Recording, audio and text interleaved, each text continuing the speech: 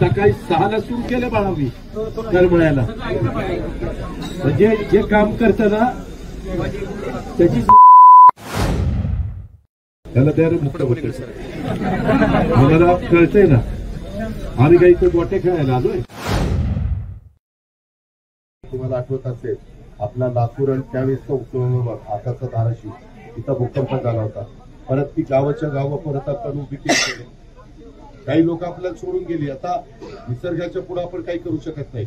काही लोक त्या पाण्यात वाहून पण गेली. मी मगाशी येताना सोलापूरमध्ये एक रिक्षा ड्रायव्हर त्याची बायको म्हणत होती की दादा 8 दिवस झाले तो सापडत नाही. असं काही ठिकाणी झालंय. त्याच्यावर काळजी आपण घेतली पाहिजे. सरकार तुमची काळजी घेईल पण तुम्ही पण तुमची काळजी घ्या. कारण पुढचे पण दिवस थोडेसे अडचणीचे. काही दिवस हा परतीचा पाऊस आहे. जसं मृग नक्षत्र 7 तारखेला निघतं त्यावेळेस मे महिन्यातच पाऊस सुरू झाला. कधीच मे महिन्यात पाऊस आपल्याकडे आपला सगळं आवर्षण प्रवण भाग आहे. आपल्याकडे कधी पाऊस पडायचा एवढा कधीच नाही. आणि म्हणून आपण पाझर तलाव केले, MIT केले, आपण KTVL केले. डॉक्टर पद्मसिंह पाटलांनी त्या काळात त्यांच्याकडे पाटबंधारे खातं होतं. त्यांनी भरपूर व्यवस्था केली. का तर पाऊस पडत नाही, पडला तर ते पाणी अडावं. नंतर माझ्याकडे खातं आलं, मी पण केलं. सेना कोळेगाव धरण केलं. आता धरणावरनं एवढं पाणी आलं की ते पाणी सोडावं लागलं.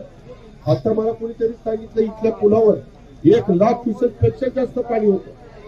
कधी स्वप्नात आपल्याला वाटलं नाही की एवढं पाणी येईल. धरणातलं पाणी आणि आपल्या फ्री कॅचमेंट एरियातलं पाणी हे सगळंच पाणी उतारावर तिकडं आलं आणि म्हणून हे सगळं संकट उभं राहिलेलं आहे. परंतु तुम्ही धीर घालू नका. आम्ही सगळेजण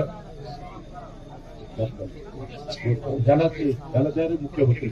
आम्हाला कळतंय ना आम्ही काही तर गोटे खेळायला आलोय. त्याला एवढं सकाळी 6ला सुरू केलं बाळा मी करमळ्याला. म्हणजे जे काम करताना त्याची काय बघा ना आता एवढा जीव तोडून चालतोय. अजून पण एका ठिकाणी जायचंय. आम्हालाही कळतंय ना आम्ही लाडक्या बहिणींना आज किती मदत करतोय. आज 45,000 कोटी रुपये वर्षाला तिथे मदत करतोय. शेतकऱ्यांची वीज माफी केली, 20,000 कोटी रुपये भरतोय. इथं साधू वाल्लाळ माझा कार्यकर्ता यांनी मला रात्री फोन केला की दादा असं असं इथं परांड्यामध्ये झालंय, भूममध्ये झालंय, पाणी आलंय, लोक अक्षरशः घाबरून गेली. तिथनं मी सूत्र फिरवली. म्हणजे आम्ही काही झोपा काढल्या नाही. विचारा रात्री किती वाजता फोन केलाय त्यांनी. त्याच्या फोनमध्ये नंबर असेल माझा आणि मीच घेतला नंबर. असं नाही राव. आम्ही एवढं करून वाईट कसं वाटतं. ज्याचं कळतं त्याला कळतं त्याच्या प्रकारे. म्हणजे आम्ही जीवाचं रान करतो तुमच्याकरता आणि यांनी काहीतरी तिसरंच मध्येच काढायचं. तुमची अडचण मला कळते ना. परंतु शेवटी राज्य चालवत असताना पहिल्यांदा यांचे संस्था कशी उभे करता येतील, त्यांना मदत कशी करता येईल, त्यांच्या खंडून गेलेल्या जमिनी पुन्हा पूर्वपदावर कशा आणता येतील, पुन्हा पुढच्या काळामध्ये त्यांचं परिस्थिती व्यवस्थित कशी करता येईल, या सगळ्या गोष्टी, घरं कशी बांधून देता येईल, या सगळ्या गोष्टी, विहिरी कशा खोदून देता येईल, या सगळ्या गोष्टी आपण करतोय. तुमचे पण वेगवेगळ्या मागण्या, त्या मागण्यांच्या करता देखील आम्ही निश्चितपणे काही ना काही मार्ग काढण्याचा प्रयत्न करू. मी तुम्हाला एक गोष्ट सांगतो, सगळी सोंग करता येतात, पैशाचं सोंग करता येत नाही.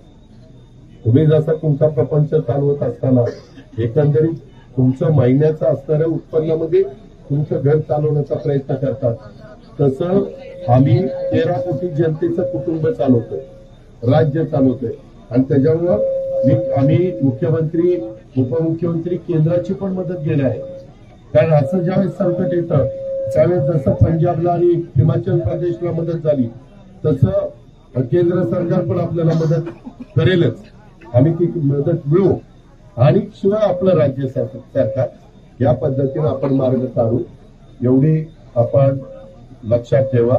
आणि सतत आम्ही तुमच्या आता इथं राहुल भैया त्याच्या संपर्कात राहू.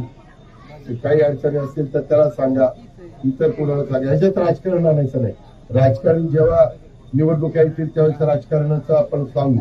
आता पहिल्यांदा आपल्या परिवारातल्या एकमेकाला आधार देणं आणि पुन्हा त्याचे संसार उभे करणं हे महत्वाचं काम आहे.